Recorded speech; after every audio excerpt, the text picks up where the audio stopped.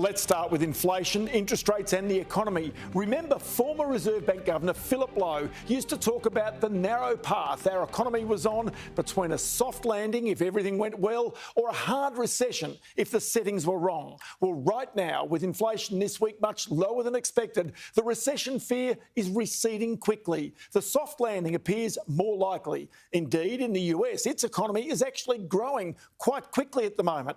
It's in this environment that our Reserve Bank will make its first decision on interest rates for the year this week. It'll be on hold, but the language is important, and that'll be emphasised when Governor Michelle Bullock holds her first press conference after a rates decision as part of the new rules for the RBA that includes a new monetary policy committee and new freedoms for its members to air their opinions. Late this week, I spoke with Treasurer Jim Chalmers and just asked him whether the changes to the Reserve Bank's policies will lead to better rate decisions for all Australians.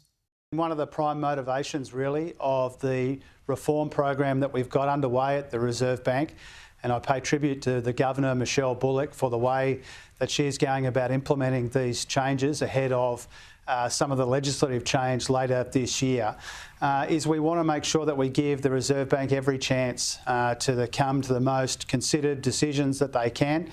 That's what's behind the changes, and I'm confident that they will improve what has been, over our history, a really important economic institution.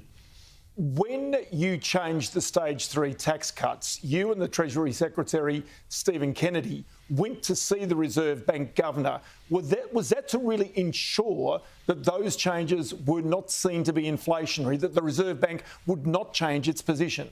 Well, certainly the discussions that we had with Governor Bullock, both Secretary Kennedy and myself separately, they were all about understanding what, if any, impact the changes that we're proposing would have on their inflation forecasts. And what the Governor told both of us separately was that she didn't expect what we were proposing to make a difference to their inflation expectations or their inflation forecasts. You know, obviously I want to be very careful about speaking on her behalf. The Reserve Bank is independent. I cherish and acknowledge that independence. But of course we did due diligence in advance of making this announcement to make sure that what we were announcing didn't make a difference to the Reserve Bank's inflation forecasts. Just as, and you referred to the Treasury advice that we sought, the Treasury also says that they don't expect what we announced to put upward pressure on inflation. OK, and that would have been very important because you would have been delighted with this week's inflation numbers, both the quarterly and the monthly indicators, which has led many economists to suggest there could be as many as 3 interest rate cuts this year. Well, first of all, Ross, I was really pleased with the quite substantial moderation that we saw in inflation in the data that we got in the course of the last week. But I'm not getting carried away about it because we still need inflation to moderate further in our economy.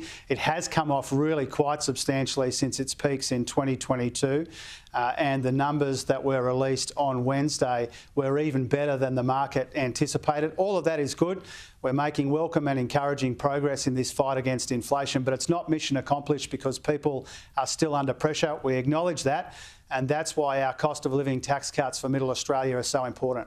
But it is fair to say that if there were 2 or even 3 interest rate cuts this year as a result of moderating inflation, that would have more of an impact on most families as compared with even the changes to the stage 3 tax cuts. I think you'd appreciate, Ross, you and I have known each other for a while now, that I try not to predict or preempt decisions taken independently about the Reserve Bank. I'm very careful not to do that. I know that there is speculation about interest rate cuts out there in the market, and I've heard you report on those in the course of the last few days. I'm not going to get into that game of predicting or preempting movements in interest rates.